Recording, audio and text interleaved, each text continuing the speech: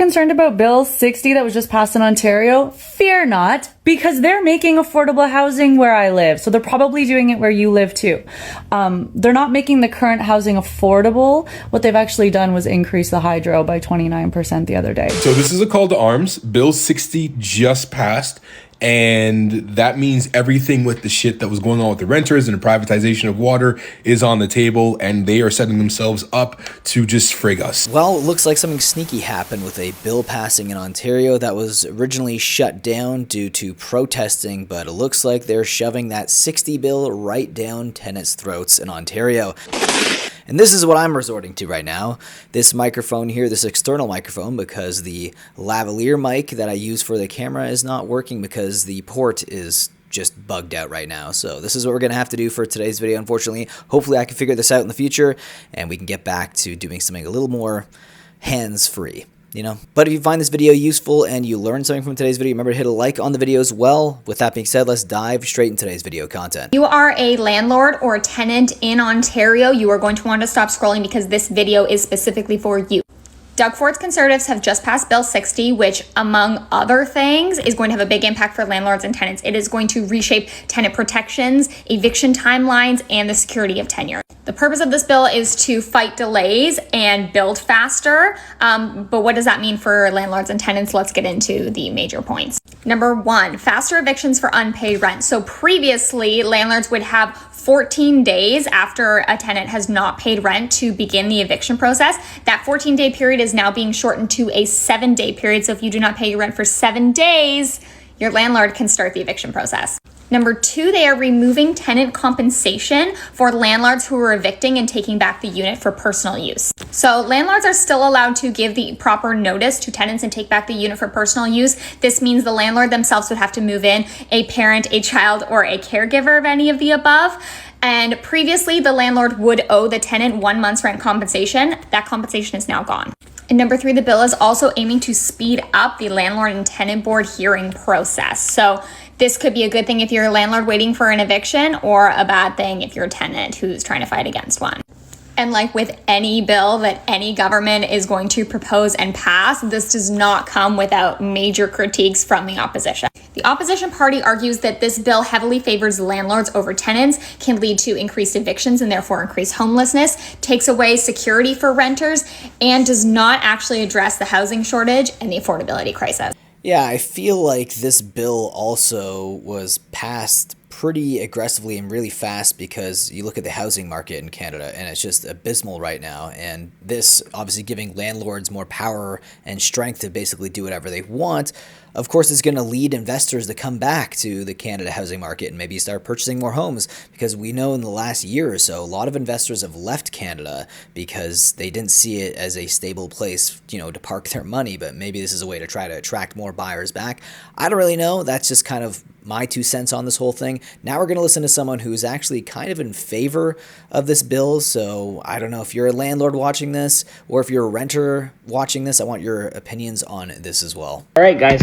Bill 60 passed. This is big news today, and it's exciting for landlords and exciting for good tenants. Maybe not so exciting if you're not a great tenant. So here are the kind of high-level points that I just wanted to touch on in case you're like, what is this Bill 60? So they had made some amendments, but high level, the notice for landlords to actually apply at the LTB once non-payment of rent has been issued has decreased from 14 days to now 7 days. So the time that a tenant can appeal a certain order that has been decided on at the LTB has been now shortened from 30 days to 15 days. So imagine you go through the entire hearing process, you waited all these months to finally get there, and you get the hearing and you're awarded, you're granted the win, let's call it, and then the tenant can sit there and wait 30 days and on the last day appeal it. This is a hack that a lot of these professional tenants have, in fact, done in the past. So another one. So when evictions are based on the landlord requiring the property back for their own personal use, that has been, there are pretty strict laws around that, especially during the time period. And typically, the owner would have to compensate that tenant 1 month's rent on top of like a very lengthy kind of notice period. In this particular situation, they have removed that if that 120 days notice period has been issued. So it's just removed the obligation of the landlord to have to compensate that 1 month of rent. And so they made some other kind of administrative changes and, defining things a little bit easier in terms of persistently late rents, like how are those things dealt with, as well as the bill also addresses a bunch of planning and developing components too, to remove some of the red tape to try and help builders build faster. So in my opinion, big win, not a huge win, but still it's a big win. If you think about it, the only thing that was granted is someone's not paid in time. It's gone from 14 days to 7. So still, we'll take what we can get, I think, as landlords here in Ontario. So I'm not complaining, but that's Bill 60 for you. Let me know what you guys think. Do you think that this bill is actually going to lead to houses being built faster? I mean, that really is one of the major issues in Canada, is that you have all these people moving here, moving to places like Toronto, the GTA, but they just don't have enough sufficient housing to actually meet the demand and population.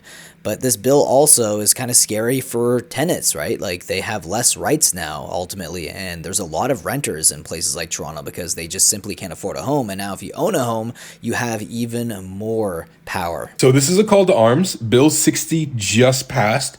And that means everything with the shit that was going on with the renters and the privatization of water is on the table, and they are setting themselves up to just frig us. And they were smart.